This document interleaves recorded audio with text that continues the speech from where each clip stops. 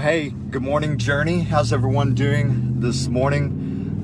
So this is your drive-in with Pastor Mark this morning. I hope you had a great week. We're looking forward to a great day of worship at the Journey this morning.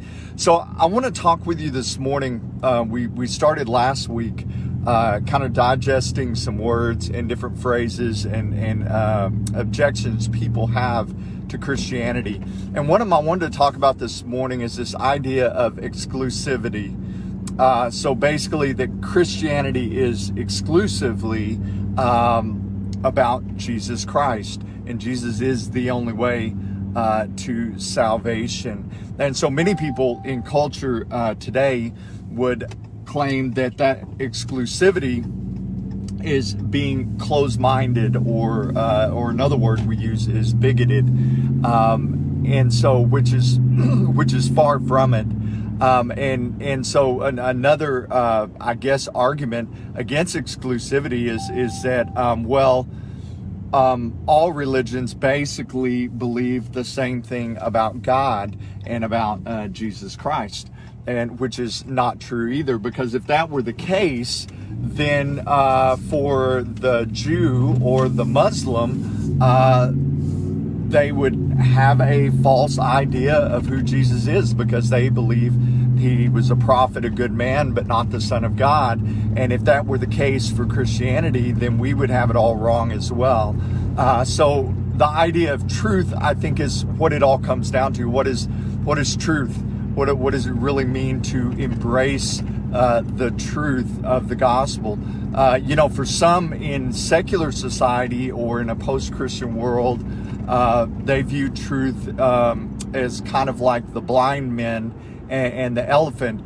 Each one grabs a different part of the elephant, but they never fully know what truth is. And so each part of the elephant, one will say, well, I have a foot, or I have a trunk, or I have an ear, but they never can fully grasp the full weight of what truth is. But see, for Christians, probably one of the most divisive scriptures for the world to digest today is John 14:6, where Jesus said, I am the way, the truth, and the life. No one comes to the Father except through me. So basically Jesus is saying, I am the gateway to the kingdom of God. And so if we just see that as the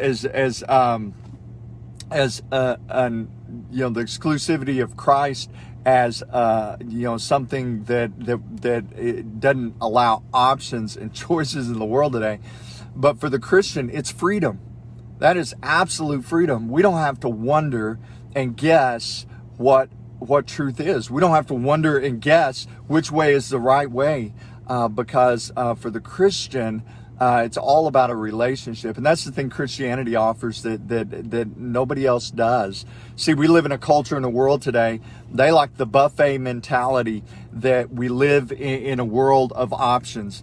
And you look at all the riots and the things going on in Portland and all around the United States today, and they would say, well, we're fighting for freedom. But see, they're really not. That's slavery.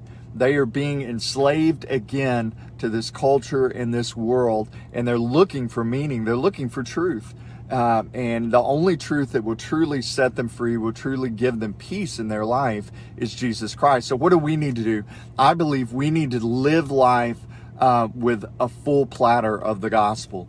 I don't think we need to shy away from that. I don't think we need to start to water down the gospel in our churches to fit our culture.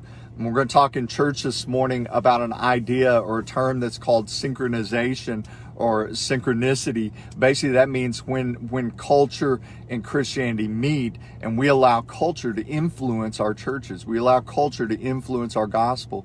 See, when we do that, the gospel becomes less than the gospel. We stop talking about the exclusivity of Christ, and we start talking about this inclusiveness, where it doesn't matter how we live. It doesn't matter what truth is. What's right for you is right for you, and what's right for me is right for me. There's only one truth, and Jesus said it's him. He's the gateway. He is the door. And so we invite you this morning. There's great hope in that. And so I would invite you to come to the journey this morning. If you're in our area, we would love for you to come. We have our chairs spread out. We're social distancing, but we would invite you to come. Let's come together, church. Let's worship. We have 2 services this morning, one at 9 and one at 12 o'clock. And we look forward to seeing all of you there. We love you. God bless, and journey on.